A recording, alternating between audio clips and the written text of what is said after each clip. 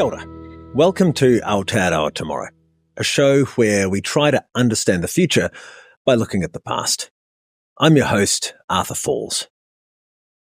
The French economist Thomas Piketty comes up regularly on this show. His work, among other things, demonstrates that the share of all the money in the world that goes to workers each year is going down. To oversimplify, this means that workers on the whole are getting poorer and investors are getting richer. But we don't exactly see this trend in the numbers for Aotearoa New Zealand. This episode's guest recently published a paper exploring the consequences of the Employment Contracts Act, which came into effect in 1991. It turns out that this piece of legislation is a big part of the reason we don't see Piketty's prediction played out in our economic data. This episode takes a tour through the last 40 years of our economic history. In the process, we discover what our workforce and small business owners have since lost.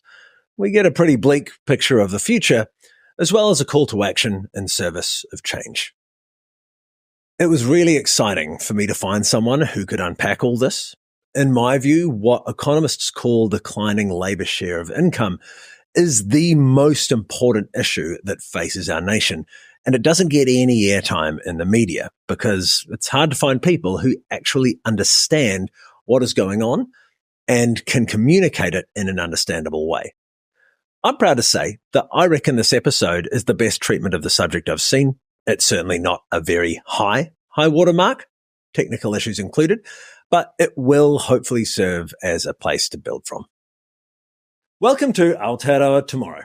Today we have Geoff Bertram, an economist from what institution are you currently with, Geoff? Victoria University of Wellington. I'm attached to the School of History, Philosophy, Political Science and International Relations at the moment. I was at one, until quite recently, I was at the Institute for Governance and Policy Studies, but the university has abolished that. So I'm hanging out with the historians. Yeah, well, there's been quite some serious cuts recently to universities in general, which is kind of concerning, especially because of the type of work that you've just been doing. Well, the kind of work that I'm just doing is precisely what universities really don't like us to do. It's not friendly to corporate capital. It's not friendly to the established powers of the society. So the university was quite keen to get rid of the Institute for Governance and Policy Studies, and as soon as the chance came, it was gone. I guess my view is that the universities, until the 1980s, had some sort of credibility as a community of scholarship, and then they became corporatized and were put under the sort of management that business people like. And now they are run by boards of people who think that buildings are assets and people are costs. And so their idea is to maximize the assets and minimize the costs. So we have university frantically building new structures all over the place and cutting off its staff. That's just the way things are, I'm afraid. And it doesn't prevent me doing the work that I do. I'm retired. I regard myself as a public asset. Taxpayers paid for me to get educated, and they hired me for 40 years to teach, and I've been retired 15 years now, and I'm still researching. So there we go. And that's actually a great segue into the research you've been doing, because what I found so interesting about a paper you've just published, which, well, maybe it's not published yet.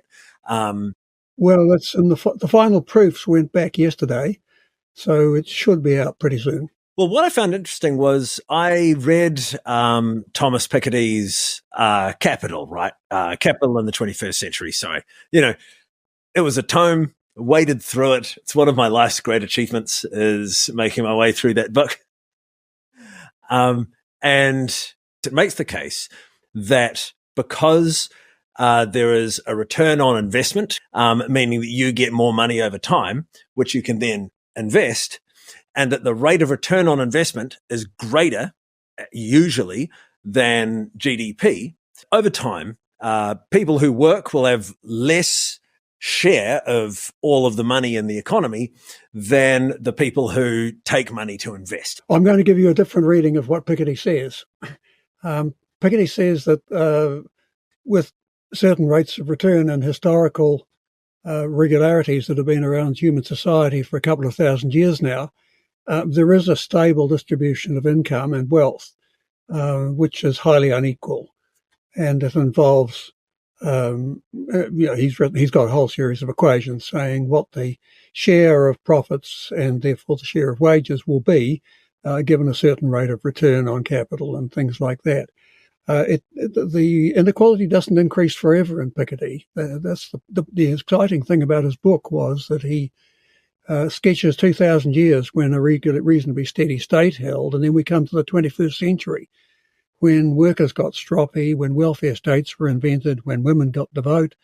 A whole lot of disruptive things happened, and the share of the rich went down quite radically. And in the middle of the 20th century, we had a relatively egalitarian society in the Western capitalist world.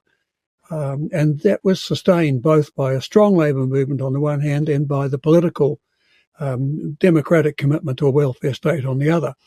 And since the 1970s, Piketty says, the U has turned, or the worm has turned, I guess you'd say. That very low state of inequality that we had in the middle of the century, that is a low share of the top 1% in the total income of society, it's turned around and is going back up and up and up, driven by neoliberal policies, which have been sustained by democratically elected governments, let's face it. The neolibs have managed to get elected, and they have pretty clear ideas about how to run societies, and it has nothing to do with either protecting labour or helping the poor very much. And so right across the Western world, for the last 30, 40, 50 years, we've been seeing a steady worsening of inequality. Now, Piketty says that won't go on forever. Piketty's idea is that we're going back towards the sort of inequality that characterised the 18th century, the early 19th century. We're going back to the world in which Ricardo and Marx wrote their great studies of capitalism and analysed how it came to be that a large mass of the labouring population existed basically at a subsistence level on the breadline. In Ricardo, it's called the iron law of wages. It's based upon a Malthusian supposition that says if wages go above subsistence, the working class will breed until they drive the wage down to subsistence again. And the only way to get the wage above subsistence is to kill a lot of workers.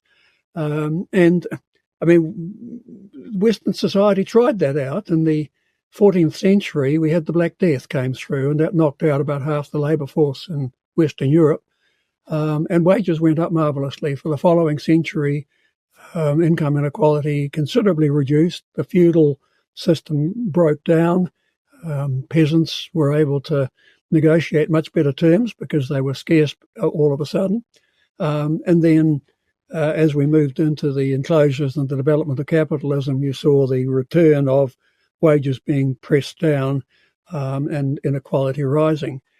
So that was Ricardo, and Marx basically picked that up and went on to look at the rate of exploitation of labour and saw it as largely institutionally determined, and saw a way out of it would be to organise labour, overturn the power of capital, take control of the means of production, and have production for the ordinary people who produced it.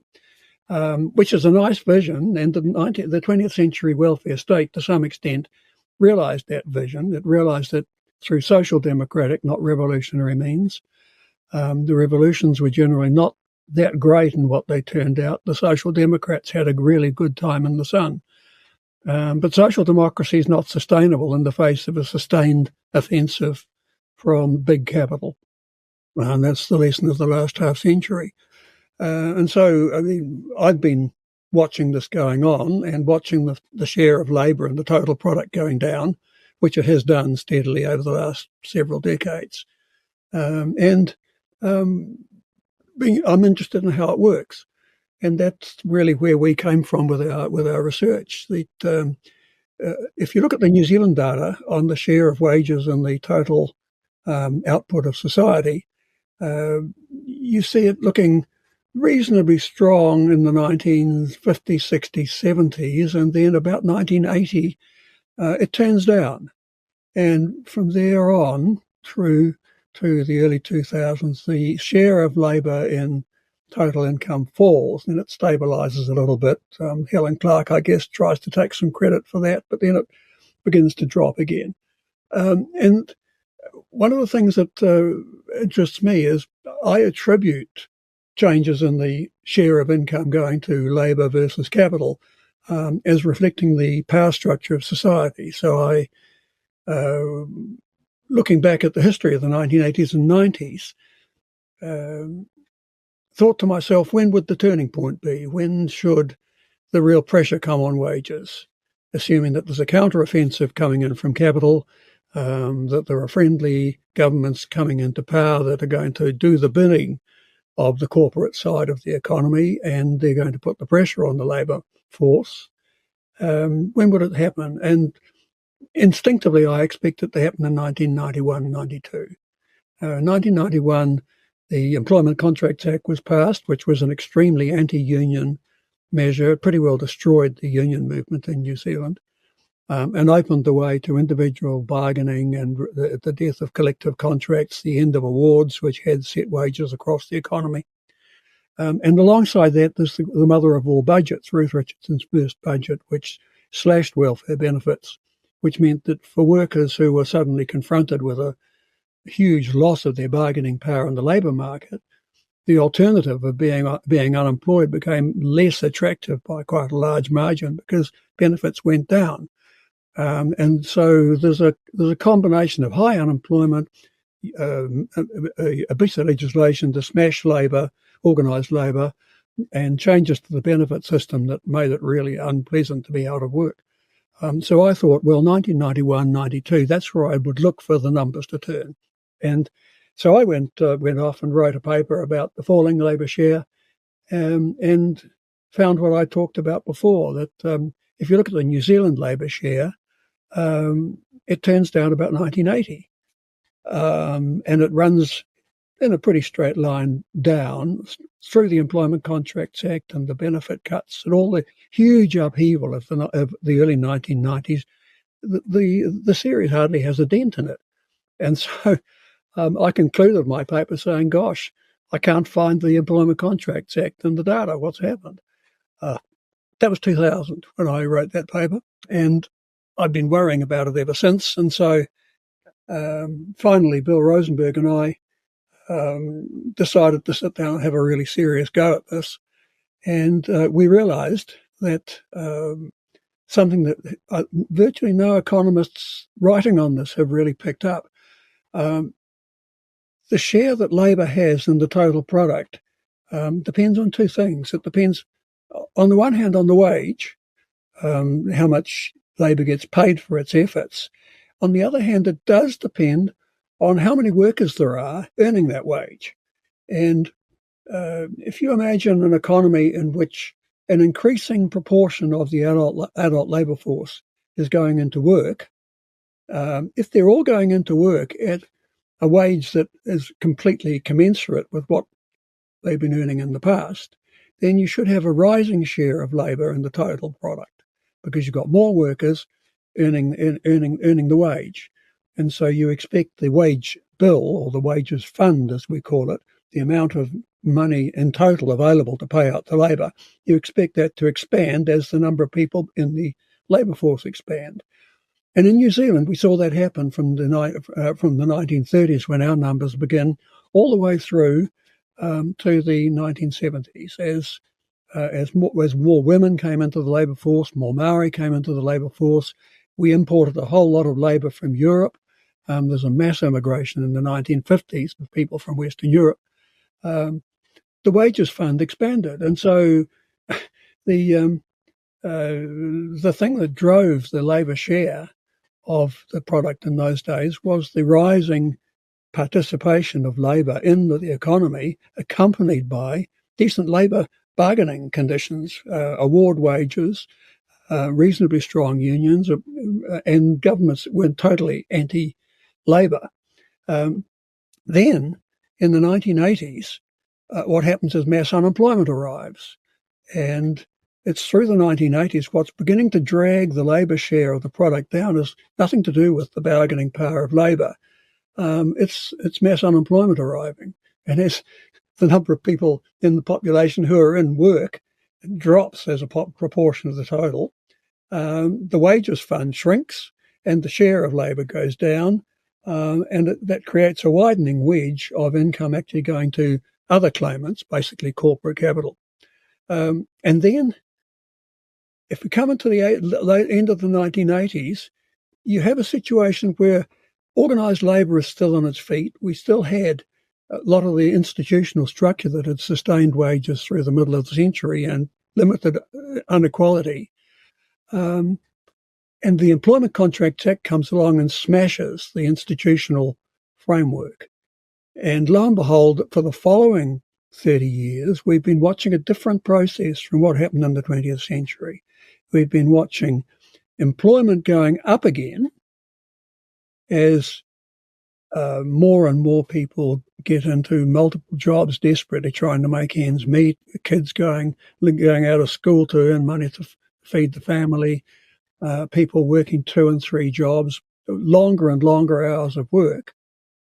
But nothing pushing up the share of labour in the total, because what's happening is that what we call the wage ratio, which is essentially the bargaining power of labour to prevent itself being squeezed, has been going down. And so the key thing in our paper is the discovery of the wage ratio, or the measurement of the wage ratio. The wage ratio is very close to what Marx called the rate of exploitation. It's essentially the share of the product that labour is able to capture through earning a money wage.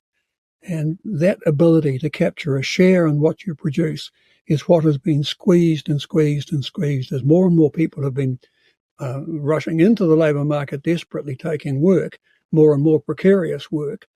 It hasn't pushed up the labour share. The labour share is more or less sort of sat there while people rush into work, and the rate of exploitation has squeezed them more and more tightly. And this is because essentially corporations are making more profit with the same with the same wage bill, effectively. So they're taking a bigger share proportionately of the revenue that they generate. Well, yes, except I'd be careful calling them corporations anymore. I mean, I've talked about corporate capital before. What's happening in the global economy is that financial capital, particularly, and large corporate capital is increasingly dominant and pushing things its way. But in New Zealand, corporate capital is not the dominant employer anymore.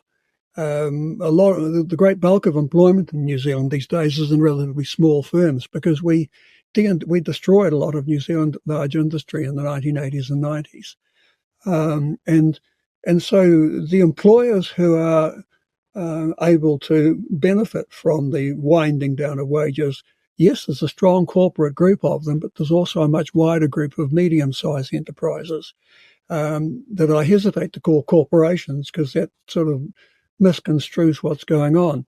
A lot of the very, very strong support for right-wing policies in New Zealand does come from that very large group of not particularly large employers, but who have been doing pretty nicely and who rely on cheap labour to make their operations profitable. Are you talking like farmers or manufacturers? Farmers, horticulture, small manufacturers, servicing industries, the operations of cleaners and so on. And there are other corporates there. There's the electricity companies, there's the banks, there are the supermarkets, obviously. There are the transport companies. Road transport is an example of this at work. If you look at the terms and conditions on that the drivers operate on, there is quite a squeeze on them to work longer hours and take lower rewards. So it's a bit of a mixture when you look at the sociology of this, exactly who the class are, if you like, that's taking the increased share that is being sacrificed by workers.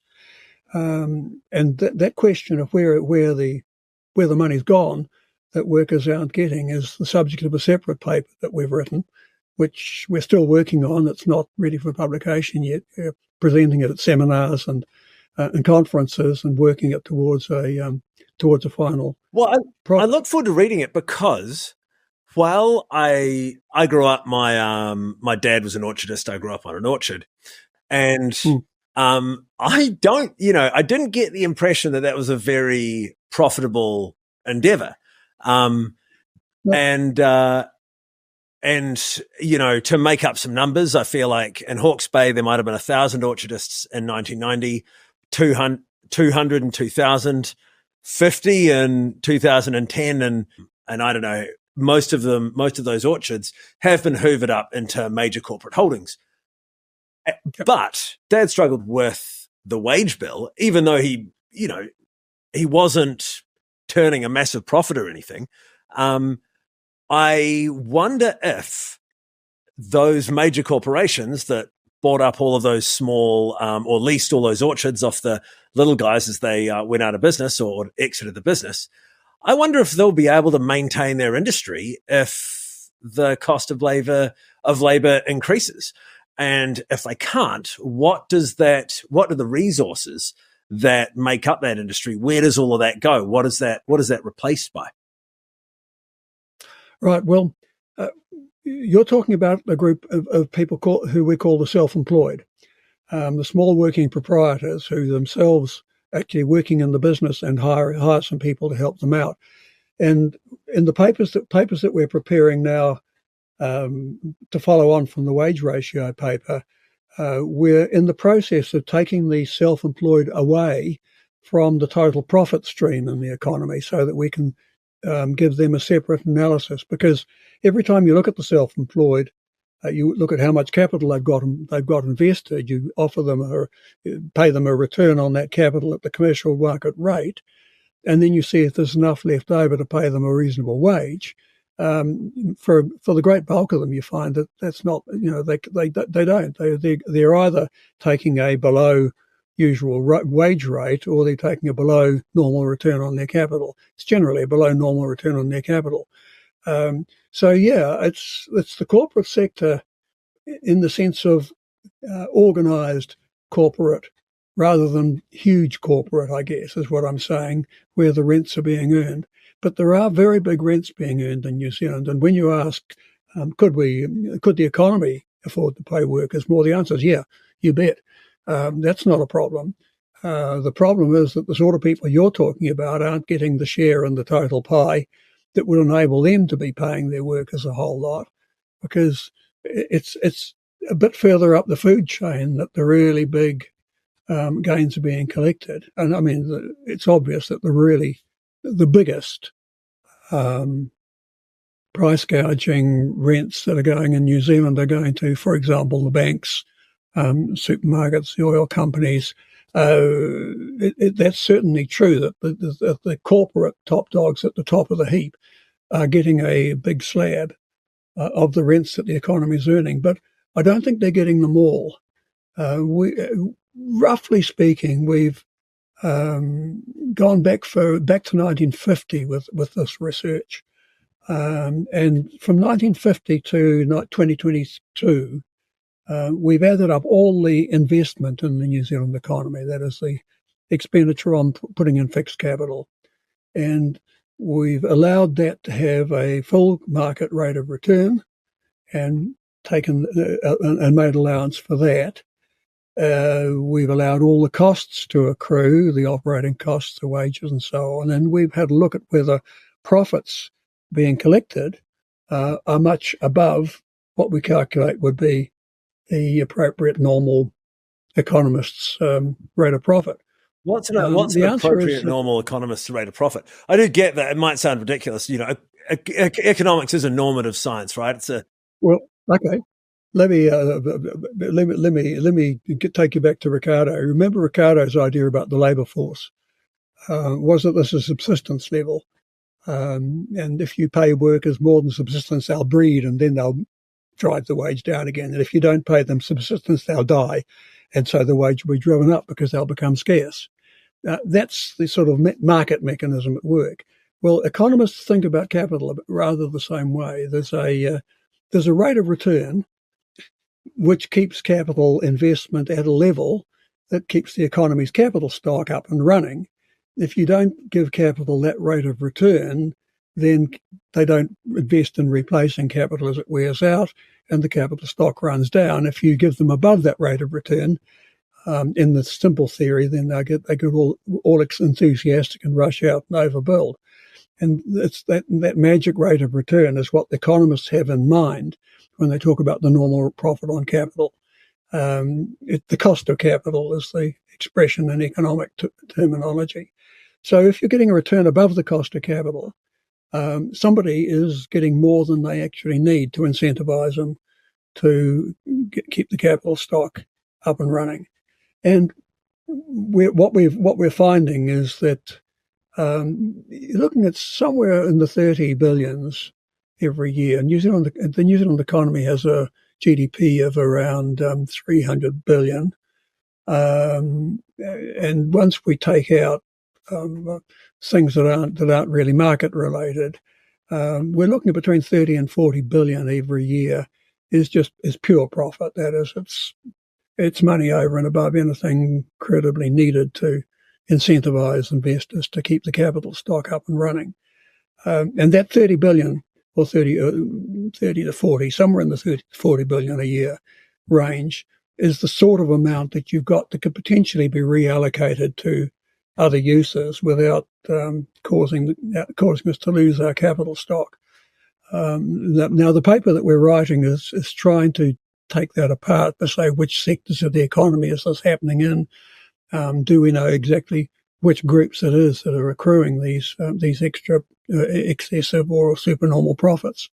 And it's sort of premature of me to sort of tell you where I think this is going, because the beauty of doing this sort of research is you really don't know until you've got the numbers, and then you go and cross-check them, and then you go and see if there are really the people, the actors there behind the scenes that you think must be there, if the numbers are what they say.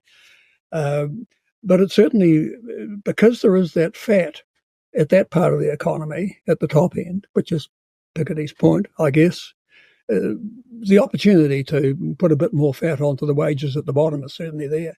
Organising that is a much tougher proposition.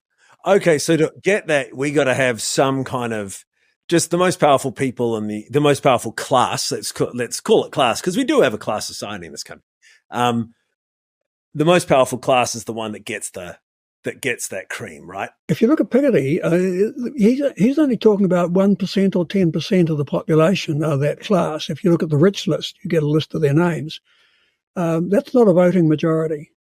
And at the end of Piketty's book, he sort of asks the question. He proposes we've got to go taxing wealth. We've got to do something to drag back the rising inequality. And what we can do as a political thing, we can organise the tax system, is his view. For that, we just have to elect governments that will impose the taxes. For that, we have to persuade a voting majority of the population to vote for governments that will do that. Now, going into the last election here, Labor had got started on this. They'd read Piketty. They had got the officials to draw up a wealth tax. It was all designed and ready to roll. They were preparing to bring in fair pay agreements to try to raise the bar on labour bargaining and to restore some muscle to the labour force. And they read the tea leaves and dropped it all. The fair pay agreements were still moving ahead at the election. The wealth tax was just thrown away in a panic that they would lose more votes than they would gain from a wealth tax, which I find extraordinary, but it does tell you something about the frame of mind of the New Zealand population, that they will provide a working majority for an extraordinarily right-wing government. Will reinforce all the privileges of the rich. But I recall one of my favourite books is Edward Benet's 1928 book, Propaganda. And in the first paragraph, I can't remember. The first paragraph is super quotable. I can't remember exactly what it says, but the sentence is in there. In this nation, there exists a secret government. And the secret government he's referring to is himself and other propagandists. And his impression is that it's up to the propagandists to guide and control society. And I've always found that a really compelling perspective coming from someone who's essentially acting autocratically, who believes that for whatever, through their God-given skill at persuasion, that they should actually be running the show. And I mean, that's always been my view of how society, certainly democracies, are operated. I mean, that would be the criticism that say Lenin would put forward, that you can't have liberal democracy coexisting with communism because all of that money will be used to bully and propagandize communism into submission, or workers into submission. Is, I've always taken that as read, right? And it feels like I'd be careful about that, because poor old Lenin, had he lived through the 20th century, would have seen his workers' state engaging in some of the most outrageous propaganda exercises ever, and in the clear light of day. And I think that's where I think I differ from you. You're talking about a covert, secret government. I'm talking about something which is right out in the open, in your face.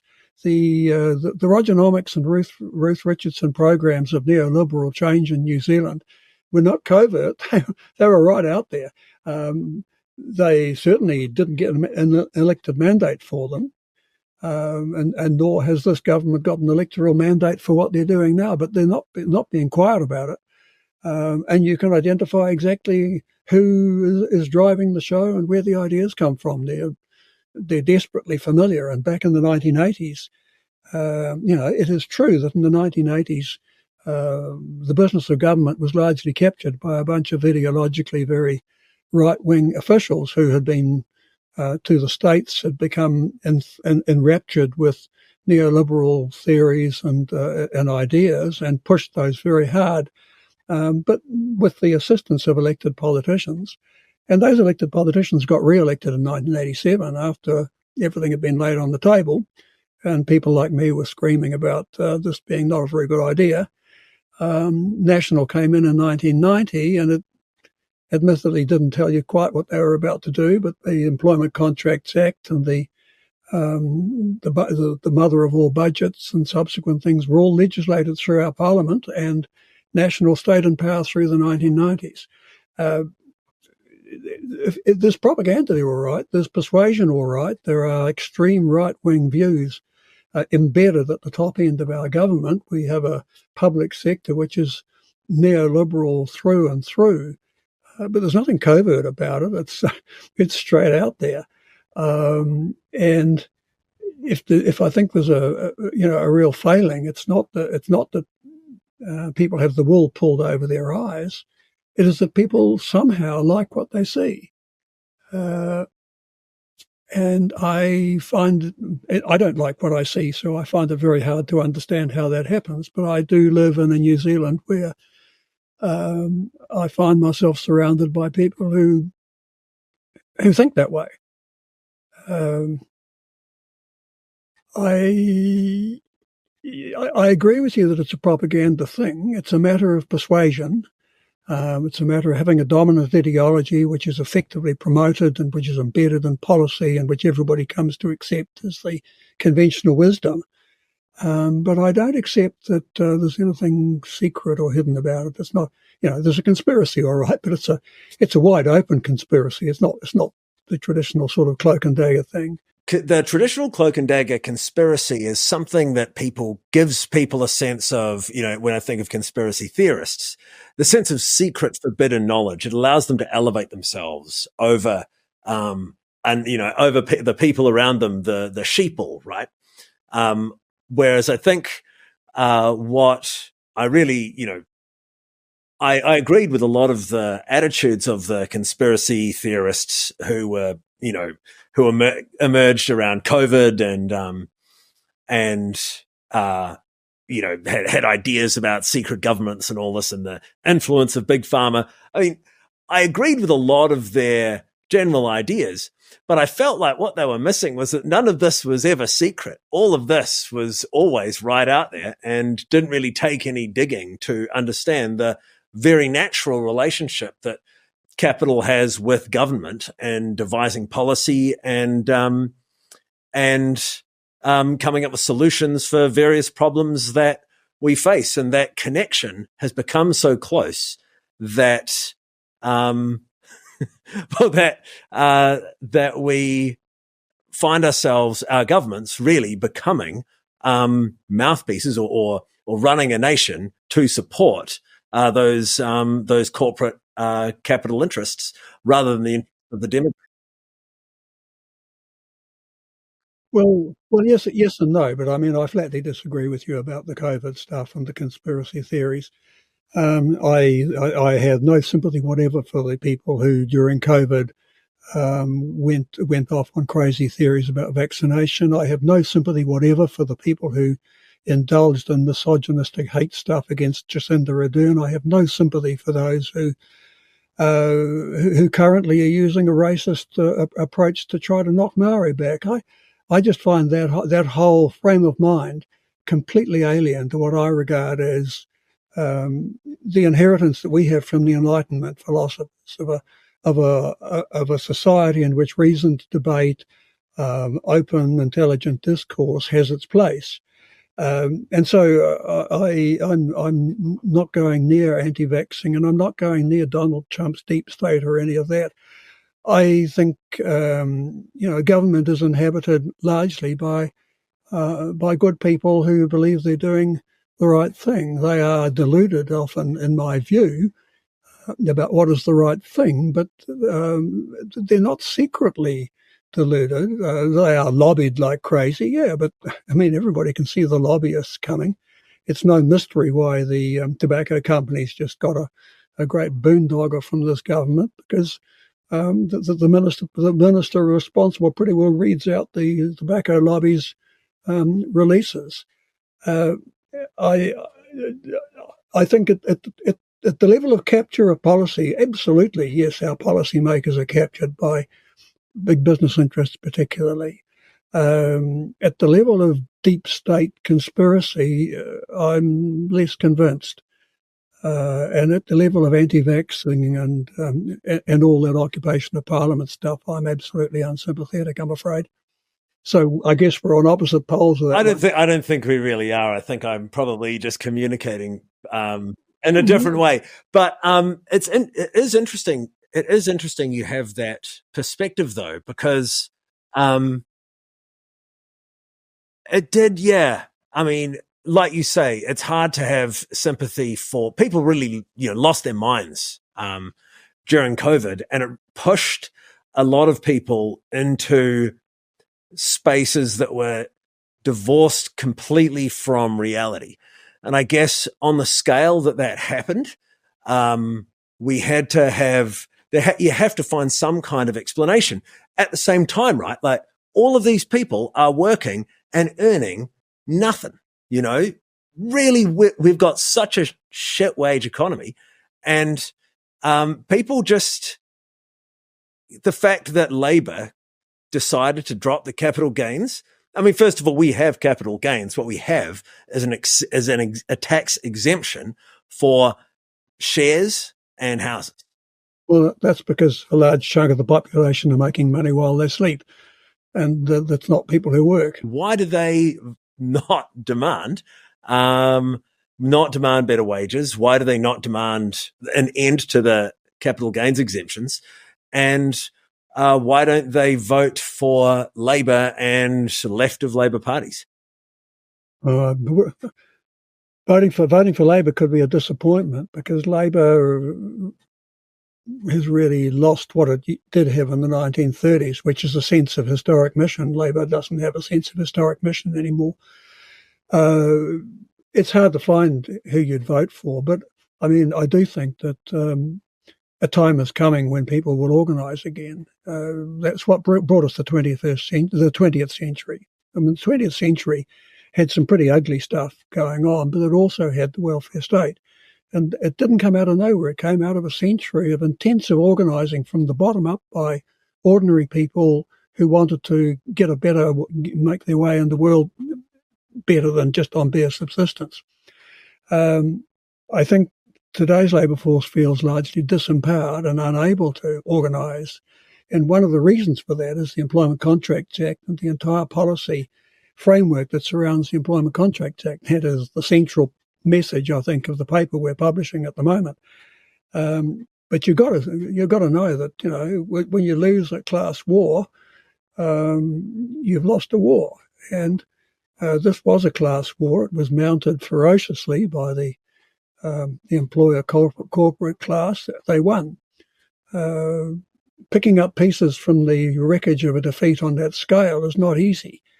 And it's easy for people to be demoralised, and it's easy, I suppose, for them to look for cheap and nasty explanations that somehow don't require them to stand up and confront their real enemies. And so if they can have imaginary enemies to go and throw stones against, I suppose they'll be inclined to do that. And Donald Trump is a manifestation of that. I rather hope that has a short half-life and that the human race will get around to organising itself again.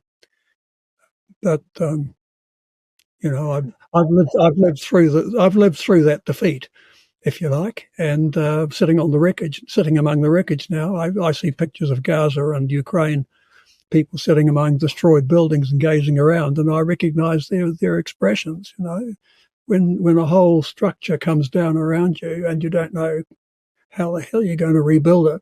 I interviewed what was his name? He was the anarchist historian. He worked at the Cricket Museum. Damn it. I just had a great anecdote that was going to just dovetail that perfectly, and I forgot the guy's name. So you call this a class war and essentially a class war defeat. So at what point does this turn around? It may never turn around.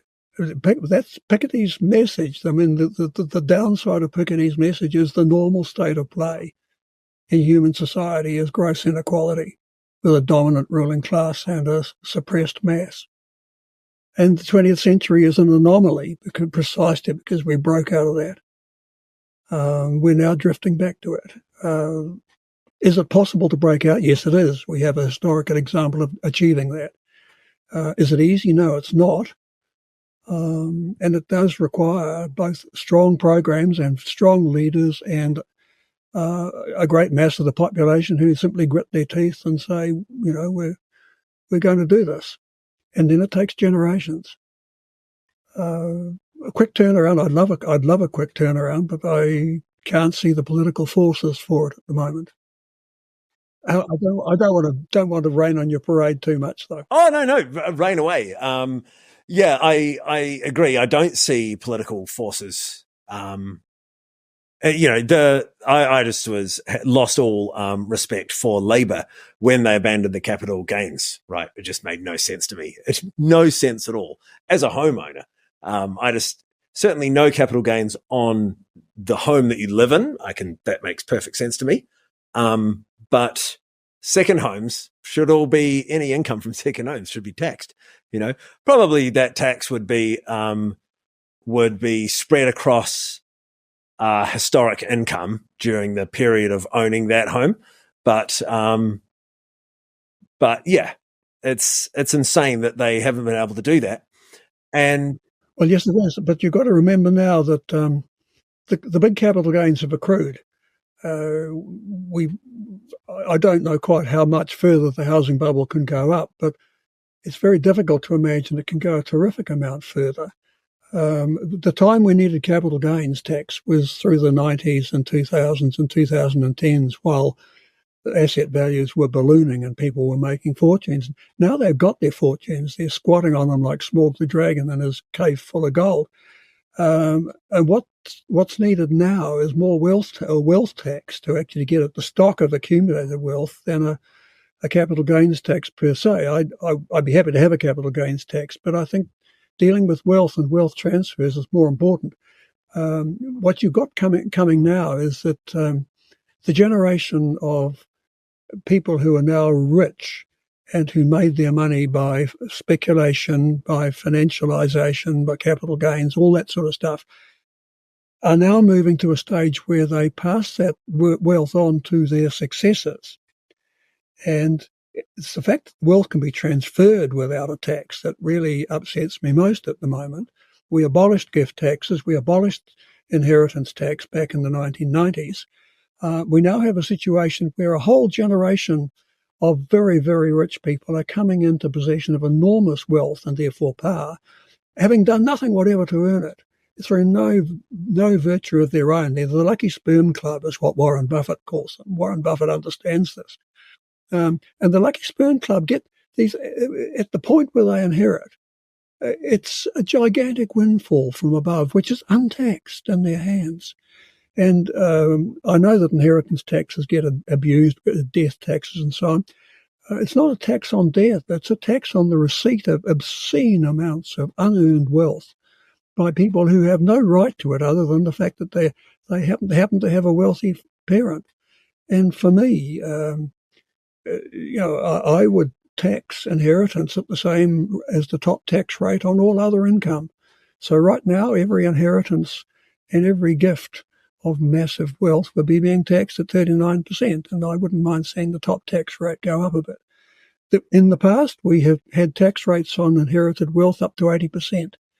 And I don't think it's unreasonable. I really find it extremely worrying, if you like, that we're moving into a feudal order. It takes a couple of generations, and then you have a ruling class who are there not because of having earned their way. They're there because they've inherited status and wealth and power, and they then become a ruling caste, not a class even.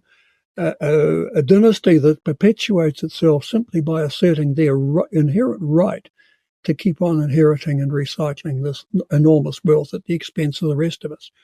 So I would, I'd be starting on wealth transfers right away, and wealth tax. And capital gains would be a nice add-on, but I wouldn't start with capital gains anymore. That was where the game was 20 years ago, and we lost that. So at what point do people actually stand up and make something of this, though, right? You've talked about... I don't know. I've been standing up bitching about this for some decades now. Right. But some people do. You're an academic, so you're, and excuse me because I have no idea about your personal circumstances, but I imagine it to be more comfortable than many people in the... Yeah, I'm superannuated, and I spend my life, doing research and writing stuff. And I'm, I genuinely belong to a very fortunate stratum of academics who taught in universities in their golden age and retired with superannuation, which is, I'm not hugely wealthy, but I collect my average wage, and keeps me very comfortably. And so, I'm in a position to relax about my personal circumstances, and that probably frees me up to think a lot more about other people's personal circumstances. People who are really trapped in the poverty trap and the endless treadmill of trying to service a mortgage and raise a family and pay the electricity bill with no spare cash in hand and no ability to save anything seriously, is where I think we need to focus our attention and our policy thinking. But I would love to think that they were capable of lifting themselves up by organising and doing something revolutionary or reformist. But I think the pressures on them are such that organising is hard work, and it's going to take a long time. Yeah, I mean, because it does take some spare time, right? But and we've lost the unions, which used to be a default system for organization in the past. Now there is no entrenched or established system for organizing labor, or at least the class that is, we talk about classes and castes. There's that, there's obviously the wealthy elites who have vast sums, in the hundreds hundreds of millions and billions. But then you have many people who operate in that single and double-digit millions of dollars of wealth, who have many of these businesses, presumably that are the ones you're saying are finding themselves receiving a lot of those economic rents above the appropriate cost of capital. I love these terms as well, by the way. This is super, super useful to have words to describe these things. But so there's no system. Beware of economics. It's a minefield of misleading words. Yeah. But the point is because we don't have the unions, there's no system for organizing labor that is already part of those people's lives who are in that lower income strata. And you spend all your time working. And you're exhausted at the end of the day. You've got no time to think about anything except relaxing and eating food, washing, going to bed, and getting up and doing it all over again. And then I imagine having kids. It's emotionally exhausting, it's physically exhausting, and intellectually exhausting. Just because you're tired at the end of the day, and you've got to find a way to make ends meet. Yeah, well, you see, that's why institutions are so important. It's why one of the great regrets, I think, from the last election defeat of Labor was that the fair pay agreements didn't proceed through to being implemented, because the idea of those was to for the state, for the first time in half a century, to actually become the organising advocate for the lowest paid, and in the welfare state and the social democratic framework, the state's role is to protect the weak. The strong can look after themselves. The state's job is to raise up the weak and the poor, insofar as it can be done. And fair pay agreements was a step in that direction, and they've gone very quickly. Without that sort of organising framework coming from the state, it has to come from some other institutional source. And so, I mean, there was a time in the early days of the 19th century progressive movement when the churches were the focus. So, Christian socialism was a very strong thing, because what that gave you was a body of ideas that was all prepackaged and nicely arranged and had its spokespeople all there. And so you went home at the end of the day absolutely stuffed. Yeah, but you could take a Bible reading, or you could read a sermon, or you could go to church on Sunday and get a sermon.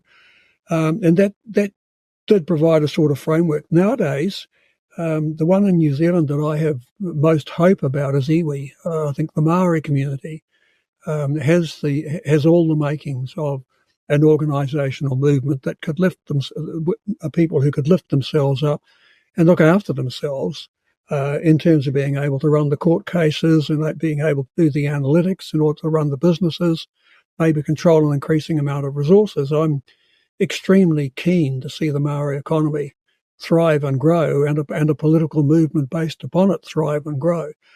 And I wish the Maori movement very well. Sweeping the Pākehā lower end of society in behind that would be a nice idea if we could pull it off.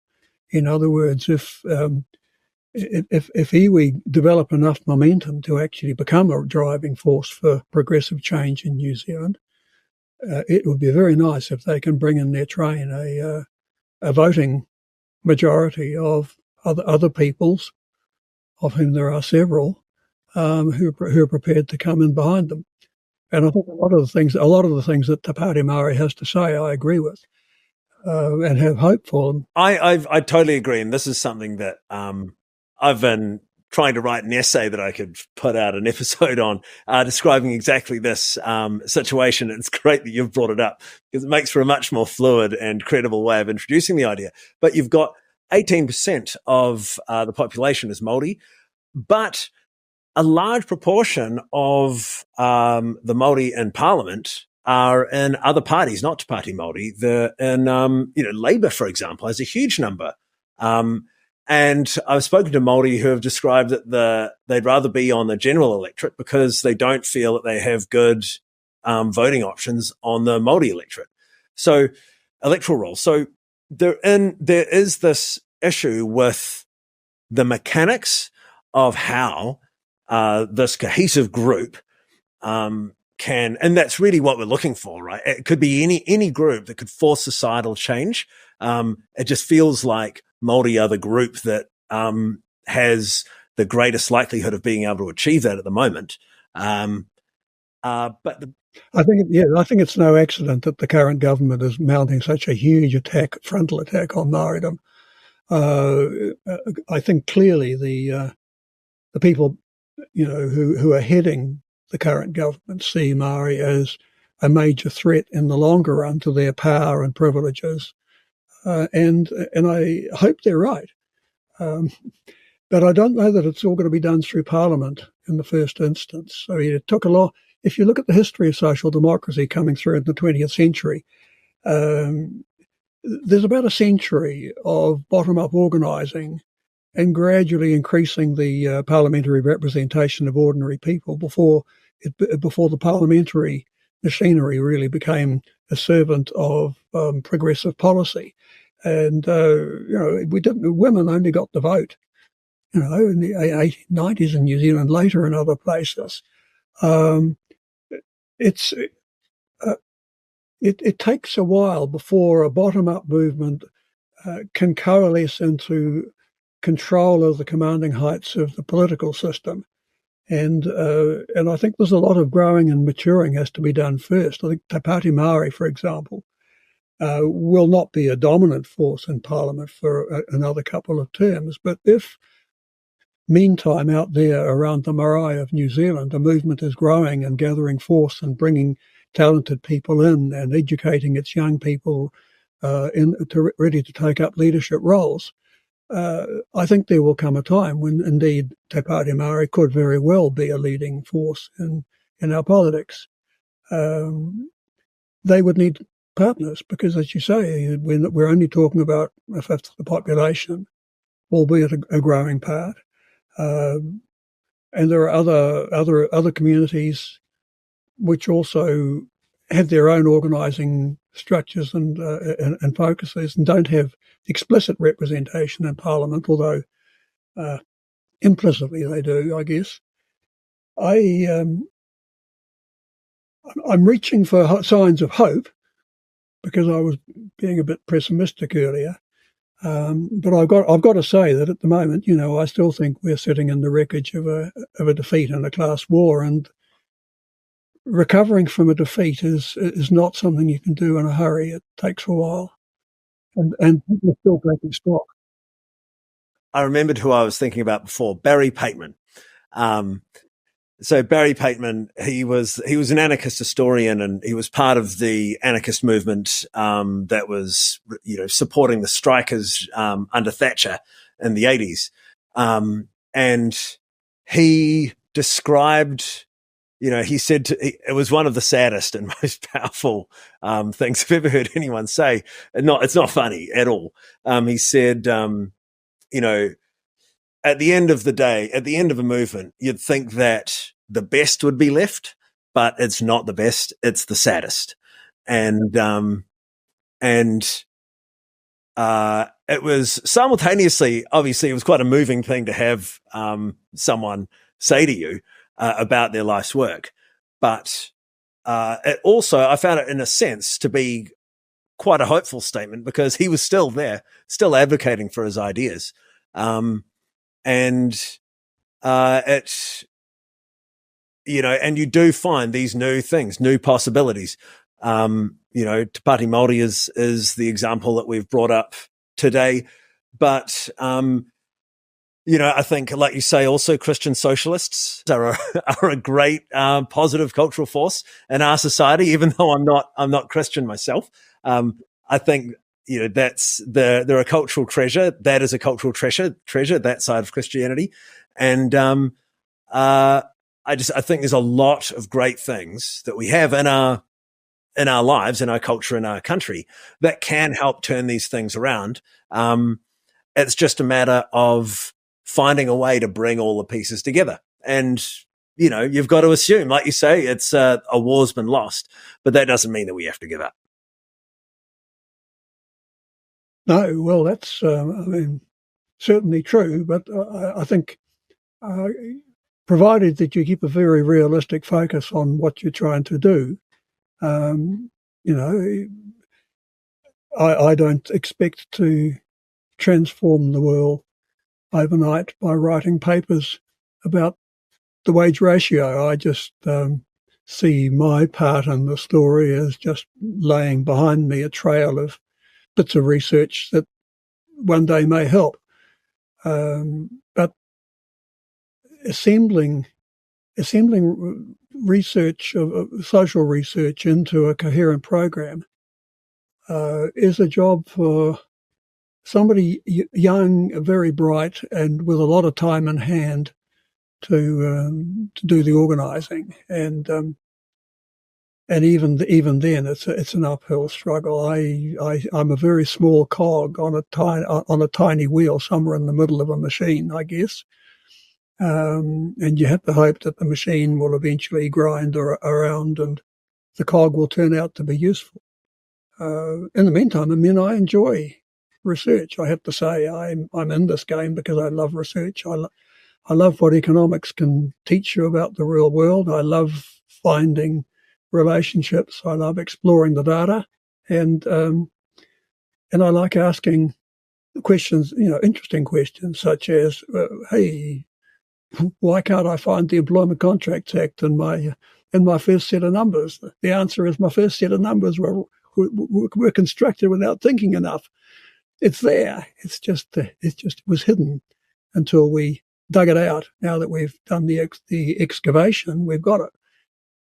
Well, I'm grateful for you doing that. The whole reason that I wanted to get in touch with you was I couldn't find, the labour share of income seems flat in New Zealand. This is where this whole interview came from. I swear we'll wrap it up. But, it seemed flat and I couldn't find it. I couldn't find any reason for that.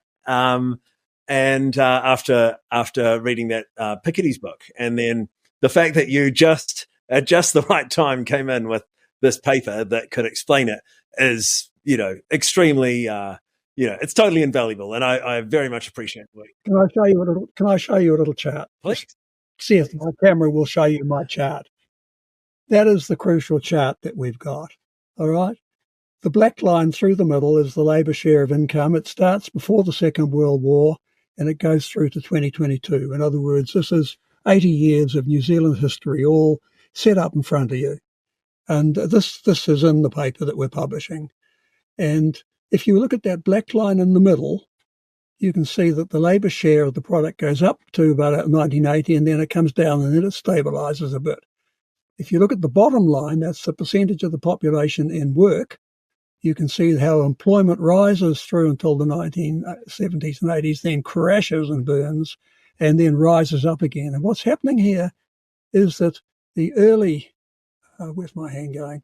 In the early days, this is positive employment growth. This is women and Maori coming into the cities, New Zealand drawing in migrants from overseas, paying them well, people raising their kids, building their houses, getting state advances loans, living in a egalitarian society where things are pretty good. Then a whole set of things go turning to custard after the 1960s. And you can see the share of the population in employment crashes and burns. It drags the labour share down. And then when we turn around and we begin to grow the employment rate again, it does nothing for the labour share. Back here, the labour share and the employment rate go up together. Here, the employment rate goes up, the labour share goes nowhere. And the reason is that red line at the top. That red line at the top is the bargaining power of labour. And basically, here, there's a thing that it takes a while to explain, so I won't bother. That peak just reflects the fact that the economy had crashed and burned, and all of a sudden, the people who still had work looked as if they were doing pretty well. But that's not a good peak. That's a malignant peak. But this is the Employment Contracts Act, and that's the squeeze ever since. the bargaining power of labour, if you like, is going down. You could call it the rate of exploitation is going up. And all these people pouring into work on the bottom line are going into precarious, poorly paid, poorly rewarded jobs that in many cases are not either fulfilling or sustainable. So, that was just a little picture of the wreckage. Well, I really appreciate. You've got to think in the long term. Yeah, absolutely. And like you say, just moving, changing some of the cogs that print that tape and can turn the worm around. Yep. Let's hope. Yeah. Oh, well, thank you very much. I really appreciate this, Geoff. We went many more places than I expected to in this chat. So yeah, it was really quite a trip. Okay. All right. Thanks very much. That was great. It's really exciting to have someone as experienced and studied as Geoff to dig into this stuff. But this isn't the last word on the subject. Geoff's research is sound, but we are looking at a small part of the economy, and it is an enormous, complex beast. Developing an appropriate policy response to weakening labour power requires very broad considerations. Additionally, the Overton window in this country is highly skewed in favour of capital, so change will require a significant shift in public opinion. On top of this, I don't personally understand how one person having money means that someone else necessarily doesn't. Yes, in the case of corporate rent seeking, overpriced capital, or over-remuneration of executives, that money could be in the hands of someone who's more deserving. What I don't understand, though, is how someone inheriting wealth without tax means that I have less money, except for the fact that that tax could have been used to invest in public services I benefit from.